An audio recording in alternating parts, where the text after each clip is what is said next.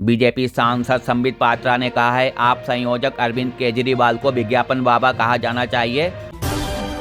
संबित पात्रा ने कहा, दिल्ली सरकार ने बिजनेस ब्लास्टर्स योजना के लिए 54 करोड़ रुपए खर्च किए, लेकिन योजना के विज्ञापन पर 80 करोड़ रुपए खर्च हुए। दिल्ली के मुख्यमंत्री आतिशी सोमवार को प्रेस कॉन्फ्रेंस में बीजेपी नेता रमेश बिधूड़ी के आपत्तिजनक बयान पर बात करने के दौरान रो पड़ी। दरअसल आतिशी के खिलाफ विधानसभा चुनाव लड़ रहे बिधूड़ी ने कहा था, आतिशी मारलेना से सिंह हो गई, बाप बदल लिया। आतिशी ने कहा, आप चुनाव के लिए इतनी घटिया हरकत करेंगे, मेरे बुजुर्ग पिता को गालियां देकर वोट मांगेंगे। अरविंद केजरीवाल ने बीजेपी नेता रमेश बिधूड़ी के आपत्तिजनक बयान पर कहा, बीजेपी नेताओं ने बेशर्मी की सारी हदें पार कर दी। अरविंद केजरीवाल ने एक्स पर लिखा है, विश्वस्त सूत्रों के मुताबिक मनीष सिसोदिया के घर अगले कुछ दिनों में सीबीआई रेड होगी। उन्होंने लिखा, बीजेपी दिल्ली चुनाव हार रही है, ये गिरफ्तारियां और रेड बीजेपी की बौखलाहट का नतीजा है। छत्तीसगढ़ के पत्रकार मुकेश चंद्राकर की पोस्टमार्टम रिपोर्ट में सामने आया है कि उनके लीवर के 4 टुकड़े हो गए थे और दिल पूरी तरह फट गया था। उनके सिर में 15 फ्रैक्चर मिले और 5 पसलियां व गर्दन टूटी हुई थी।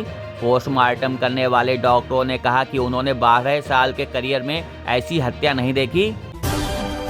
ऑल इंडिया मुस्लिम जमात के अध्यक्ष मौलाना शहाबुद्दीन रजवी बरेलवी ने कहा, महाकुंभ मेला वक्फ की जमीन पर लग रहा है। इस पर केंद्रीय मंत्री गिरिराज सिंह बोले, सदियों से जिस समय इस्लाम की पैदाइश भी नहीं हुई थी, तब से कुंभ लगते आ रहे हैं, फिर वक्फ कहां से पैदा हो गया। छत्तीसगढ़ के बीजापुर में बेदरू कुटरू रोड पर नक्सलियों ने सोमवार को सुरक्षा बलों की गाड़ियों पर आईडी धमाका किया।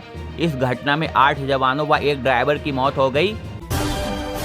बीजेपी अल्पसंख्यक मोर्चा के राष्ट्रीय अध्यक्ष जमाल सिद्दीकी ने प्रधानमंत्री नरेंद्र मोदी को लेटर लिखकर दिल्ली के इंडिया गेट का नाम बदलकर भारत माता द्वार करने की मांग की।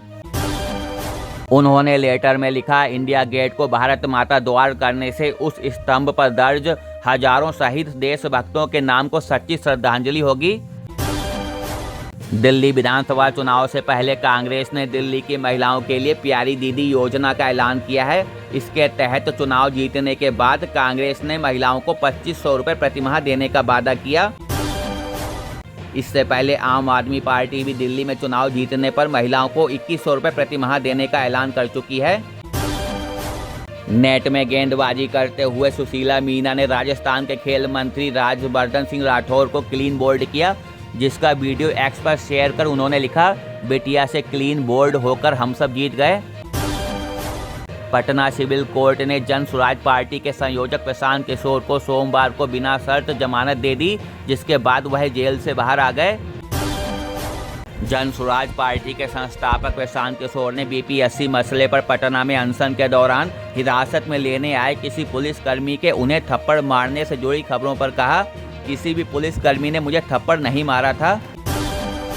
बिहार में बीपीएससी अभ्यर्थियों के समर्थन में धरना देने के दौरान गिरफ्तार किए गए प्रशांत किशोर को लेकर बिहार सरकार के मंत्री नीरज कुमार सिंह ने कहा, जब तक नेता लाठी नहीं खाता, गिरफ्तारी नहीं होती, तब तक जनता नेता स्वीकार नहीं करती। आज से लोग उनको नेता मानेंगे।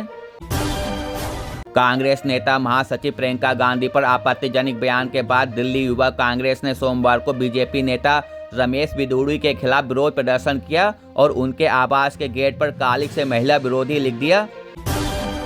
दिल्ली बीजेपी अध्यक्ष वीरेंद्र सचदेवा ने सीएजी रिपोर्ट 2022 का हवाला देते हुए कहा है कि अरविंद केजरीवाल ने शीश महल यानी मुख्यमंत्री आवास पर 33.86 करोड़ रुपए खर्च किए, जबकि वास्तविक लागत 75 से 80 करोड़ रुपए है। अगले 2 दिनों के लिए कई राज्यों में कोल्ड डे, घने कोहरे और आकाशीय बिजली की चेतावनी जारी हुई। महाराष्ट्र के डिप्टी सीएम एकनाथ शिंदे को सख्त ने दी जान से मारने की धमकी। प्रधानमंत्री नरेंद्र मोदी ने सोमवार को वीडियो कॉन्फ्रेंस के माध्यम से जम्मू कश्मीर, ओडिशा और तेलंगाना में रेल से जुड़ी विभिन्न परियोजनाओं का लोकार्पण और शिलान्यास करने के बाद कहा, वह समय दूर नहीं जब भारत में पहली बुलेट ट्रेन दौड़ेगी। प्रधानमंत्री मोदी ने कहा, बीते 10 वर्षों में 30,000 किलोमीटर से ज़्यादा नए रेलवे ट्रैक बिछाए गए हैं।